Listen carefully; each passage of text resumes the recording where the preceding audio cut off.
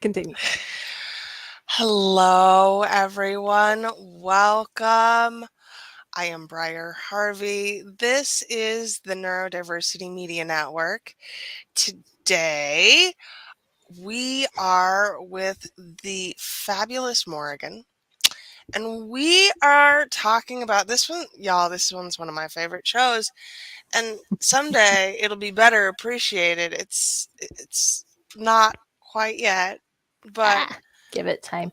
I'll give it time. Magic and elementals and figuring out how to put the pieces together internally. So, I don't think I've ever asked you why battle's worth fighting. Because it's the only battle worth fighting. I'll elaborate a bit because I know that's going to need a little bit more explanation. But, okay, for a long time, I struggled with the name of this flaming business. You're aware of this because I complained to you about it for a solid year and a half. And it's had a few iterations and none of them fit properly. And the reason this one does is because really it's about figuring out which battles actually mean the most to you and fighting those battles, and also, you know, standing up for yourself and fighting for the you that you can be and that you want to be and that arguably you should be per your own description and parameters. So no, it's the only battle worth fighting. So that's why it's called Battles Worth Fighting. And it feels relevant today when we talk about air. Air elementals are slippery little souls. And quite looking forward to it. Me too. It's, I think, archetypally one of the ones I struggle the most with. Mm. I seem to recall that I was supposed to do some homework in preparation of this episode, and I've Yes. forgotten what it is. So now we'll see if I did my homework and if it And actually. we'll also see if I even remember what it is by the time we're done. Right. It'll come up again or it won't. But also, I think the one that I have the least type integration with. So my sun sign is water. My ascendant is earth. There is not a lot of air in my chart. And I am autistic and Yep. struggle with communication. You have So, your most combative elemental relationship, mhm. excepting perhaps dark, is with air. Easily and by far. So I am looking forward ish. Looking forward Well, ish. if it makes you feel any better, mine yells at me all the time too. Right. So, Hmm. I am more a creature of earth than air myself. So, So let's start at the top. What is air in charge of? all right. So, the easiest way to look at this is in its pair, actually. So, you have earth, which we talked about last time. That's your foundation, how things show up, where you structure things, and what you put in place. Your responsibilities, your traditions, stuff like that. Air is largely to do with communication, yes, but also with ideas, with bringing forth what you have inside outside where people can see it. And in a lot of ways, it's more visible than Earth is. It's like the front facing part of whatever it is you're doing, where Earth is the underlying back office administrative part of whatever you're doing. You need both. They perform subtly different functions. But specifically for air, it's about the communication and the visible bit that you can see and present to the world. Okay, so it's the visible bits that present themselves to the world, which, yeah, explains why I have so many problems with this. What are the main concerns of air? Air is a carrier more than anything else. Now, it's taken me a while to figure this particular part of it out, but bear with me, I'll walk you through it.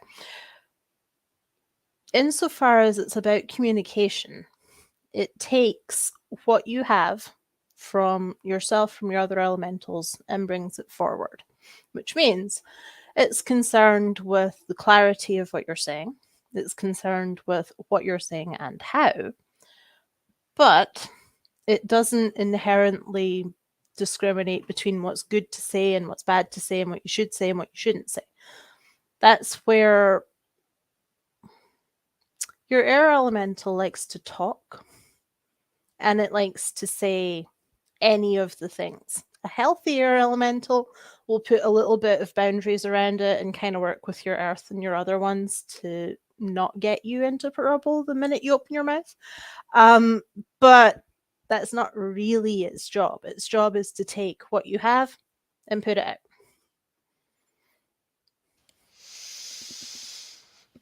So, okay. What happens when there's too much air? Too much air talks about everything before it has any chance to take root. So, if you think about ideas for this part in particular, there's a certain amount of incubating that you do with ideas just to yourself, where you think about them and you maybe start to feel out if you really want to do it, or you start to put things in place before you talk to people at large about it. With too much air, that'll come out your mouth the moment you see it for everything. It's increasingly difficult to keep things to yourself, to be tactful, to not blab insider secrets that you get right away to somebody. And like, I'm not saying that it will necessarily turn you into someone that indiscriminately says everything to everybody. You might pick a person or two, but they get all of it constantly, all the time. There's not much of a filter there with an air that is too much. And also, if, for example, you've got too much air going on and also too much water, then that's going to come out in emotional outbursts all over the place. So you're going to wind up essentially a storm where you're doing a lot of talking, a lot of it's emotional, what have you. If it's too much fire and too much air, then it's going to come out like a sort of sandstorm, really. It'll pick up everything, whoosh it, and it'll be like quite abrasive and tactical, and it'll rub everyone raw around you, including you. It'll sort of hurt on the way out. I definitely want to make sure that we come back to what the assessment process of your air landscape is, because earth is easy to suss out. It's very physically what is there. Air is much harder to read. But we will come back to it. What happens when you don't have enough air? You're not speaking, even when you should. Now, I want to be clear that this isn't just, oh, if you're quiet, you don't have enough air. No, this is you can't bring yourself to say the things you need to say. You'll sort of stop yourself before you voice things. It's like when you're in a room with someone and you know you need to say a specific thing, and instead of being able to get it out, you're sitting deciding what you need to say over and over and over, and it doesn't quite make it out your mouth. Or you don't know how to order your thoughts into something. Like if you're doing emails rather than verbally speaking, it's not being able to figure out how you want to phrase something and then sitting on it and then not really getting to it and wandering off. I definitely identify writer's block and selective mutism as Yep. air dysfunction and as things that I struggle with, both of those things. It's it's a whole thing. Same. Same. Okay, you talked about air and water. What about air and fire? Too much or too little? Too much. Too much air with fire. Is that what we're talking about? That's your sandstorms, where it Okay. comes out, but in the abrasive way that sort of rubs everyone raw. Okay. So, what does this look like in terms of inner dialogue? Okay. So it can look like one or two different things.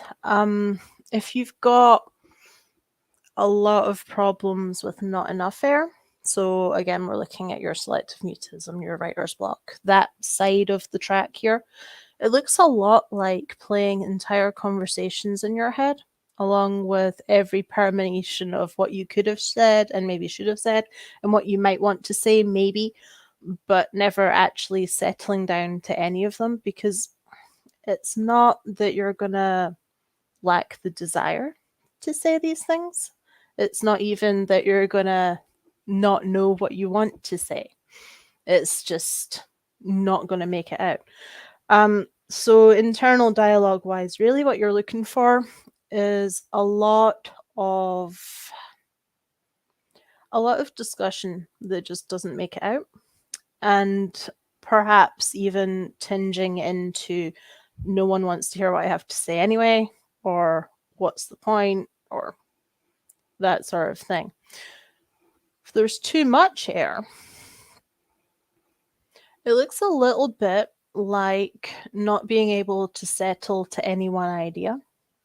It's like shiny object syndrome on steroids inside your head when there's too much air going on.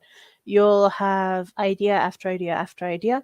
They'll usually be in completely different categories and not related to each other. Because if you've got a lot of ideas relating to each other, that's all right. That's one thing. But if you have a lot where you're going through your day and everything you encounter immediately turns into, oh, I should do this kind of product or this kind of business, or I should go and take up basket weaving or underwater scuba diving in the same sentence. That's there's too much air going on, not enough filtering power from your other elementals.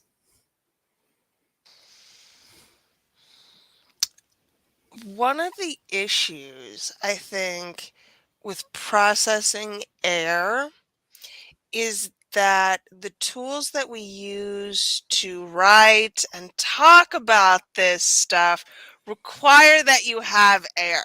Like It's a journaling, really weird one. meditation, being able to have those conversations. Do It's you also terribly, terribly annoying because the ways in which you encourage air to be more healthy require you to use different elemental approaches, like earth primarily. Air's the space between your structures. So if you want to get it to flow more one way than another, then really what you're doing is building a structure in the way and hoping it bends. say more? How are Okay. you building structures?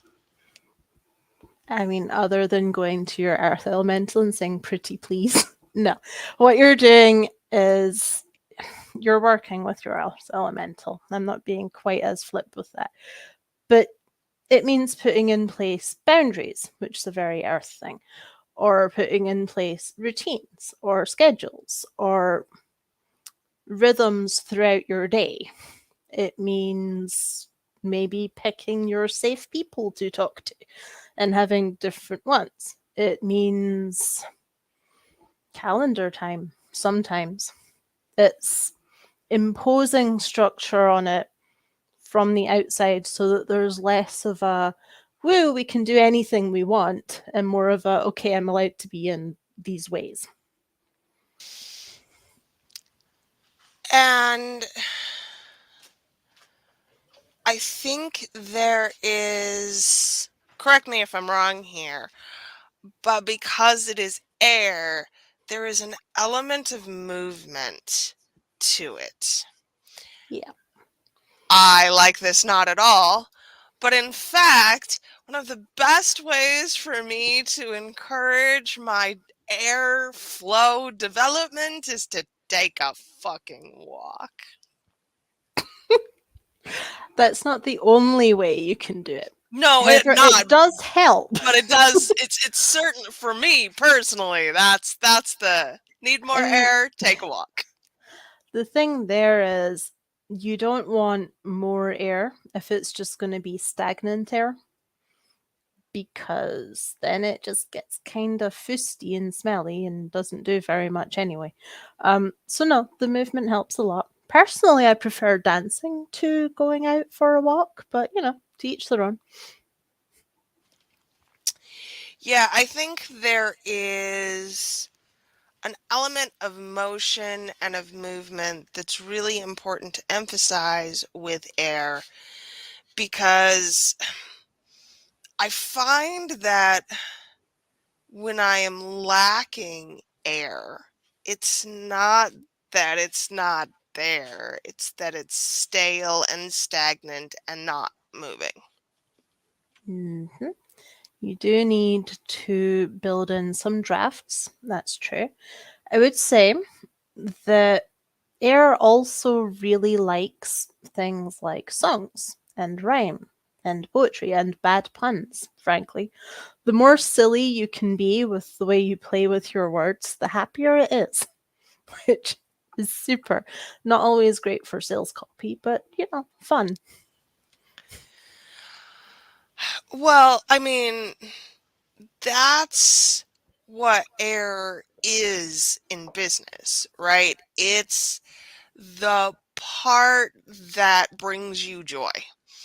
It's the part that lives in whimsy. Mhm. I think without that aspect in business and in life, we have a tendency to get very staid. Oh, yes. You can build yourself rather fabulous cages if you rely too much on your earth elemental. Air, the minute you cage it, it stops being air. It just sort of goes, nah, screw you then. I'm not doing it. I'm not doing it. It's the pathological demand avoidance of the elements. Screw you. I'm not doing it. Yep. And it's so fickle as well because you can talk a lot and still have problems with air if you're not talking about the things that it really feels you should be talking about. Oh, I feel like this is something about where our homework was. I believe it was, yes, because there was a phrase that I think we made it the title actually, where air is basically, it's less of the communicating than you think it'll be, but it's more than you want it to be every time. You always have to share more than you think you might want to, but that doesn't necessarily mean filling the actual air with words, just the right words. And there's vulnerability there, right? There is a lot of real vulnerability in the ability to talk about the things that we are not confident in. Mhm. The way I sort of look at it quietly to myself is air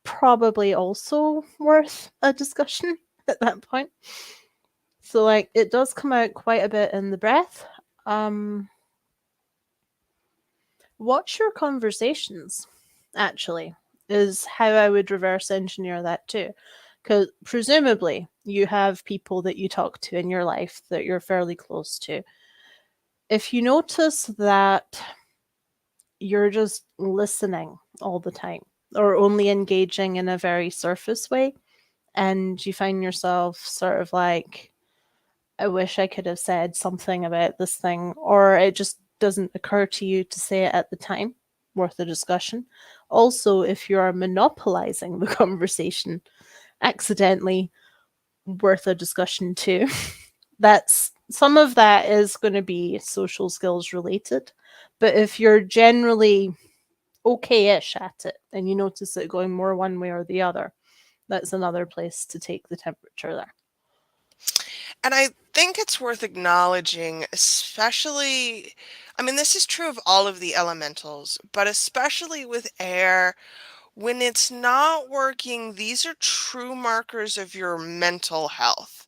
So if you're not breathing well, Mhm. you're probably also struggling with anxiety, and you need to learn some breath work skills. And there are whole fields of study out there. I will add it to my list actually, You because I should. feel like a breath work session would be deeply beneficial to a lot of people. I have just the Mm-hmm. person. I knew you And would. it's it's really important to know how to breathe and how to control your breath when you have anxiety and have panic.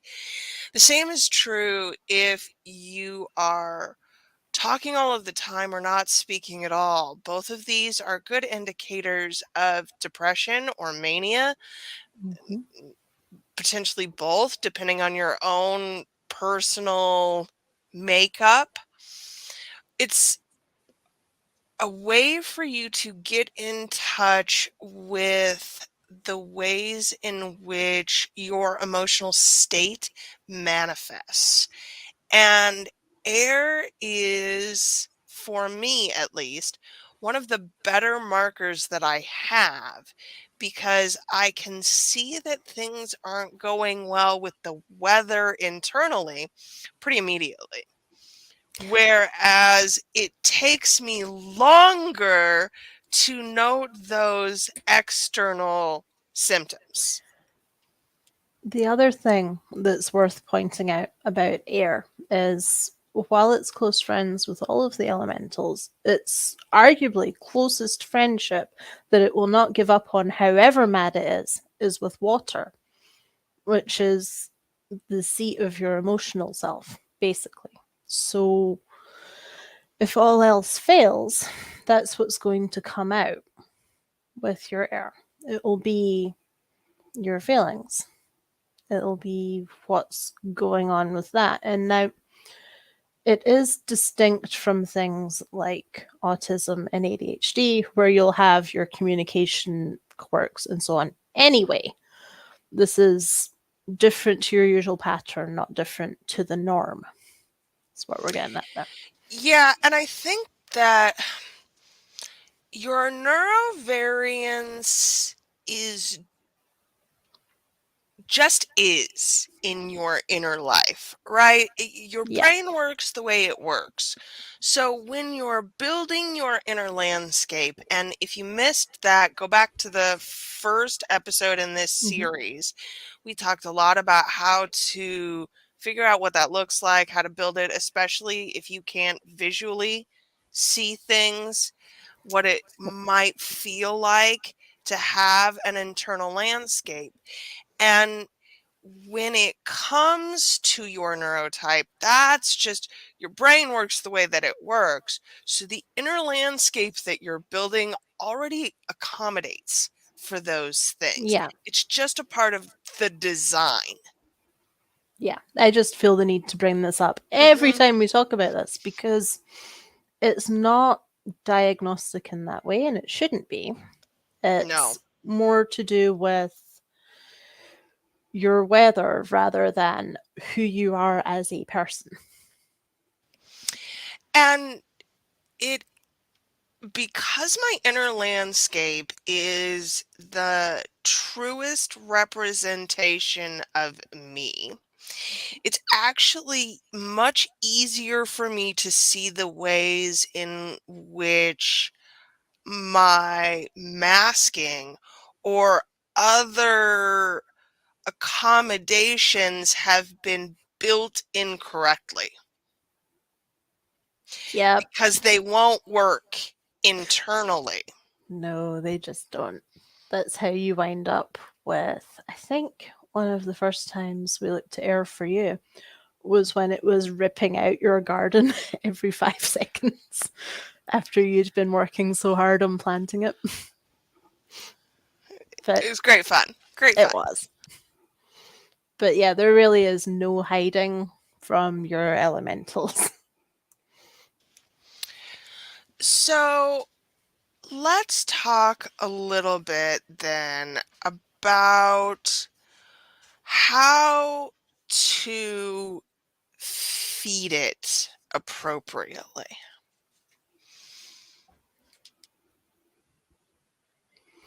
One of my favorites for that is singing and silliness and puns and making up short stories or playing pretend.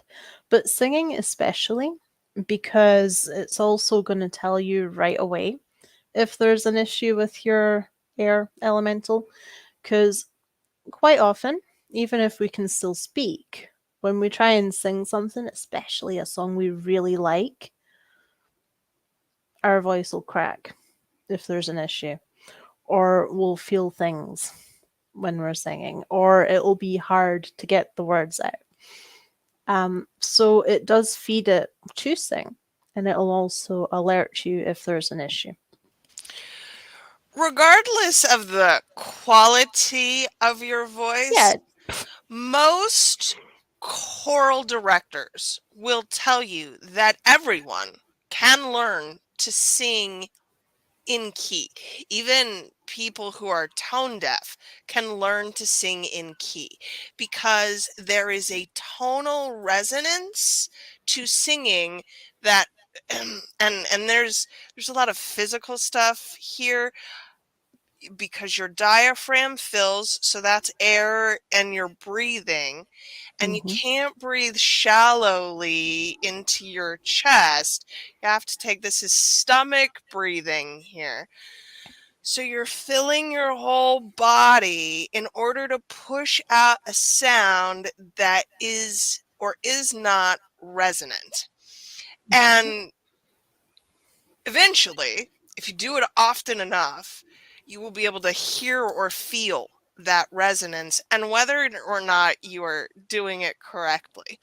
So the magic of song is not just a fun thing to do. It's a good diagnostic tool. Oh, incredibly. And you don't even have to be good at it to notice if something's off. Like, if you have a favorite song and you can usually sing X amount of it before you need to take a breath, and you're suddenly only able to sing half of it before you need to take a breath, doesn't take a rocket scientist to figure out that there's something going on there that you should maybe think about. And I'm not saying you gotta be Bill Withers and Lovely Day in it out here either, but like know what your own actual vocal tolerance is. And again, you find this by singing, by playing. And if you don't like your voice, that too is something you may need to think about. I Mm-hmm. know most people do not like to hear their voices back to them.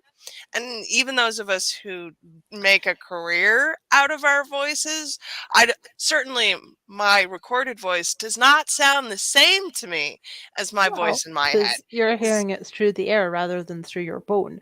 So, Right. there's that discomfort. But I think that once you get used to that idea, you probably should like your voice, at least to a point. So, something to think about. But if you really don't, headphones while you're singing. so you don't have to hear it until you're more used to the idea. Like, don't let it be a barrier for you, but you it's something you'll probably want to learn to like at some point. And what's key here is not earplugs. Noise canceling headphones. Earplugs are Ideally just with gonna the music in it. magnify it. Right. So Right. you have something else to focus on. So I think too, it's worth talking about the exhibitive performances of air Mm. because acting, telling jokes, stand up, singing, all of these things require you to put your air in the public domain. And they also all require you to pull on other parts of yourself to have something to say. One of my first joint ventures, and this is years ago now, was an improv course for copywriters. And I loved it because truly, I don't think people recognize how valuable those types of skills are.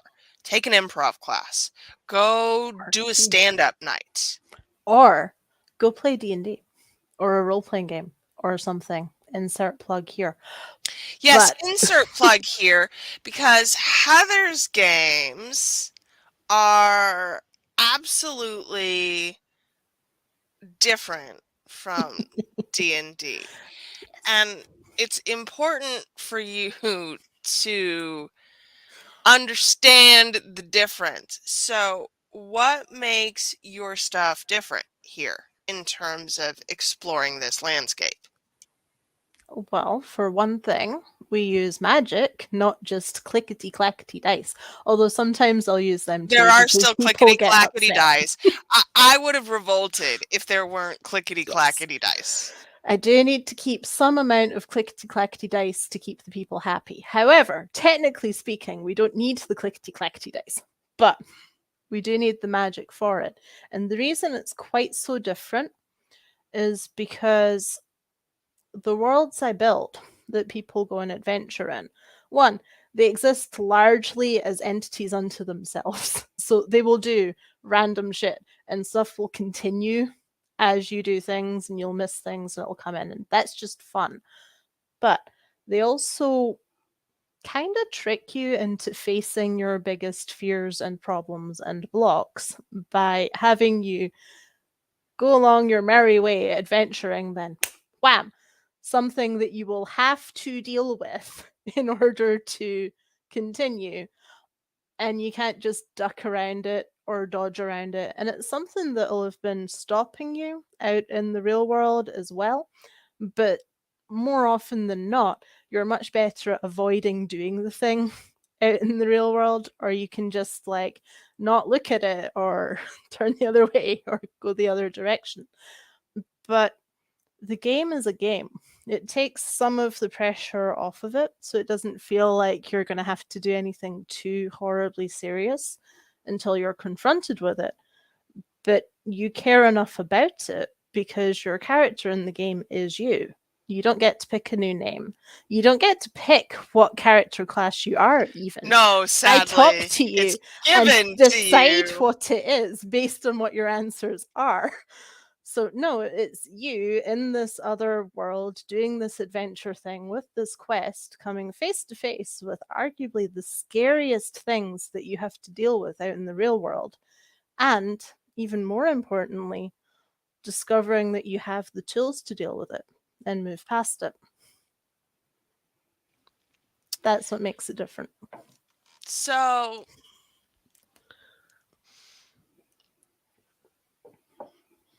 let's bring us back to air and to a close.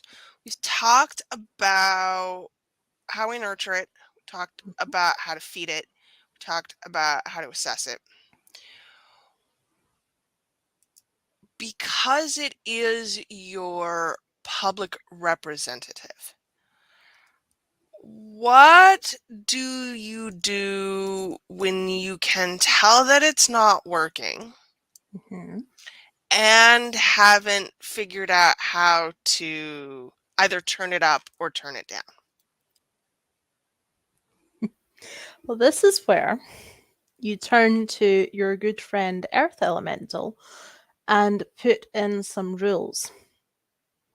Because usually, almost all the time, when you have that problem with air, it's because it either has too little space to move or too much space to move. And normally it's too much space for almost everybody. It's too much space and then not enough to draw from.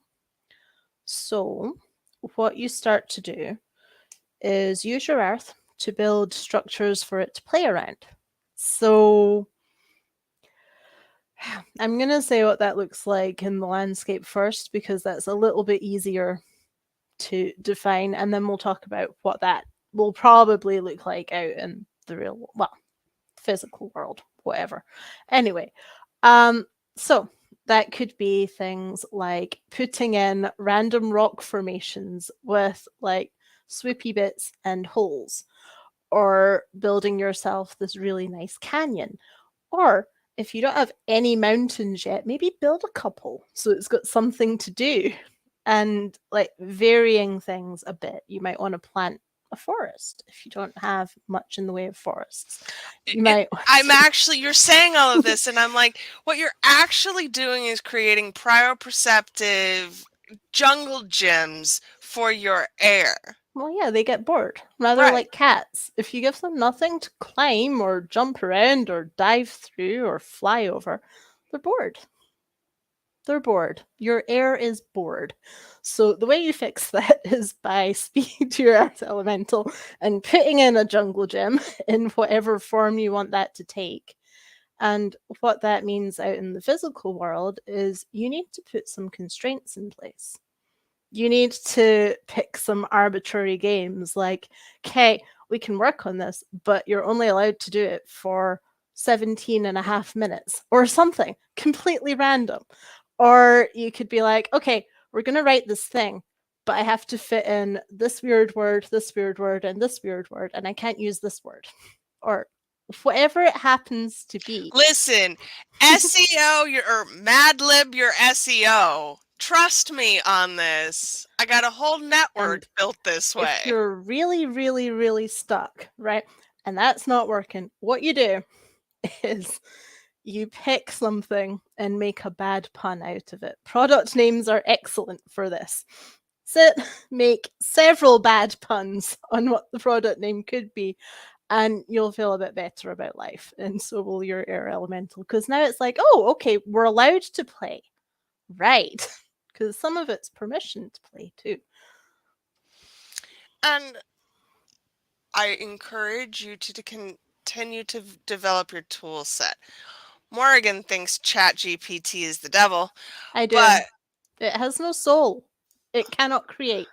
I will die on this hill. However, if you want to use Chat GPT like some however, heathen, go for it. there are plugins that allow you to talk to it, and you can get the digital version back or you can read it. But truly, if you're stuck on your communication, then go and use tools that actually make communication easier.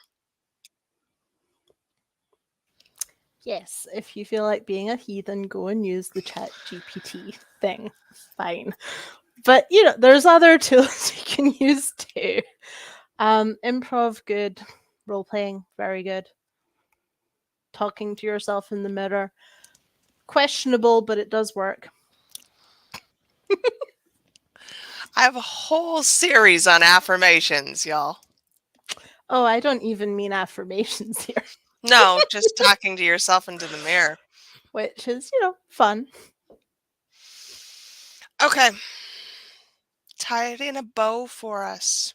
Final thoughts on air. It's always going to make you a little bit uncomfortable. That's by design. If it's too easy to say the things that you need to say, you're not saying the thing you really need to say. You might be saying a lot. You might be saying some incredibly important things, but it's not what you need to say. And truly, the best things I have ever written and or published in some way were things that I was a little hesitant to hit that send button on. Hmm. Yep. All The right, worst y'all. ones are from when your dark elemental decides it's got something you need to say. They're the worst kind. We will get to dark eventually. Next time we have who in sequence? Fire or water? Fire, Fire. Okay. fire, I earth, just air, fire. fine. Making sure. Will at least be somewhat traditional about the first four. Just making sure. Fire next time. Mhm. I also have a complicated relationship with my fire, You so it'll do. be a fun It's true. time. It'll be a fun time. Yeah. All right, Lots y'all. of people have complicated relationships with fire. And we will talk about that in 2 weeks. Mhm. You can find the rest of the series at the neurodiversitymedianetwork.com. You can find Morrigan's game at battlesworthfighting.com. And I think you have a new one starting soon, Yeah, right? you'll probably want to take a wander over shortly because it'll be starting in the next couple of weeks, actually, I think was the plan. I should Very probably exciting. actually get around to promoting that, but You yep, might wanna. You might wanna. yeah, I might. We will see you next time for Fire, y'all. Have